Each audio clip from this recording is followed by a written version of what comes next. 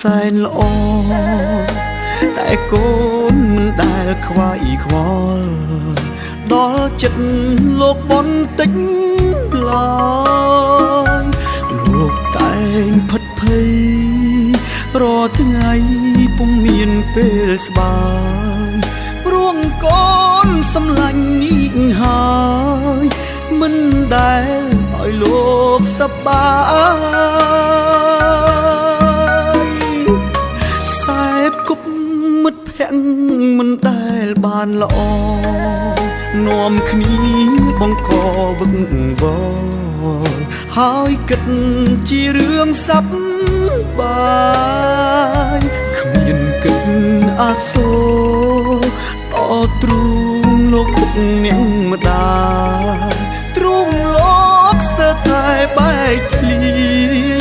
និយាយក៏កូនមិនស្ដាប់លោកធ្លាក់ខ្លួនឈឺតែកូននៅធ្វើមិនដឹងលោកនៅតែខិតខំប្រឹងលឹងលឹងព្រោះដើម្បីកូនយើងឈាមពុកហូម៉ែស៊ូមិនតែមិនតូនព្រោះដើម្បីកូនបងខ្លួនមិនស្ដាយជីវិត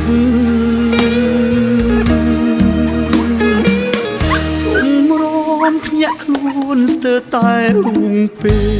លលោកឈឺគេនឹងកន់ពេលសល់ពេលប៉ុន្មានទៀតទៅកូនចង់មើលថែជួងពេលដែលដើរខុំផ្លូវសន្យាពីថ្ងៃនេះទៅកូននៅថែលោករហូត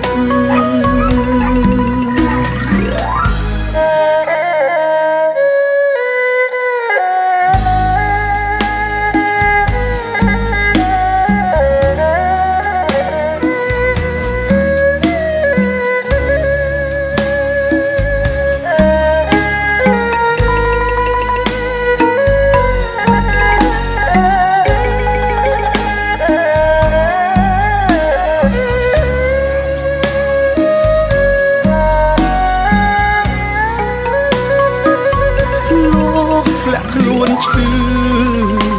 តែកូននៅធ្វើមិនដឹងលោកនៅតែខិតខំប្រឹងលឹងលឹងព្រោះដើម្បីកូនយើងឈាមពុកហូម៉ែស៊ូមិនតែមិនតូនព្រោះដើម្បីកូនបងខ្លួនមិនស្ដាយជីវិត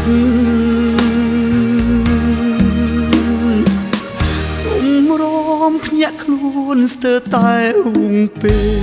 លលោកឈឺគេនឹងកន់ពេ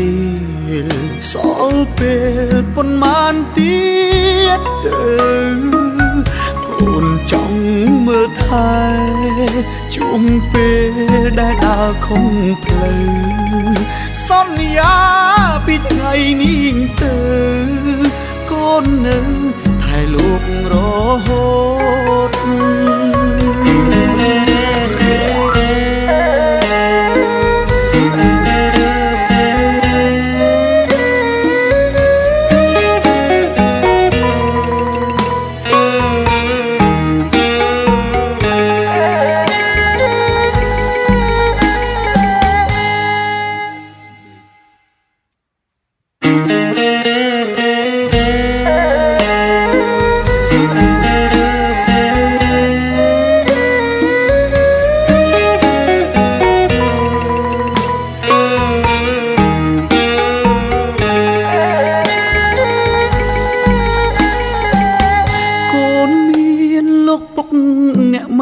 សែនល្អតែកូនមិនដែលខ្វាយខ្វល់ដល់ចិត្តលោកបន្តិចឡើយលោកតែងផិតភ័យរាល់ថ្ងៃពុំមានពេលស្បាយព្រោះកូនសម្លាញ់នេះហើយមិនដែលឲ្យលោកសប្បាយសែបគប់មិត្តភក្តិមិនដែលបានល្អនាំគ្នាបង្កវឹកវរហើយគិតជារឿងសប្បាយគ្មានគិតអាសូរដល់ទ្រូងលោកពុកអ្នកម្ដាយទ្រូងលោកស្ទើរតែបែកធ្លាយនិយាយក៏កូនមិនស្ដាប់លោកធ្លាក់ខ្លួនឈឺតែកូននៅធ្វើ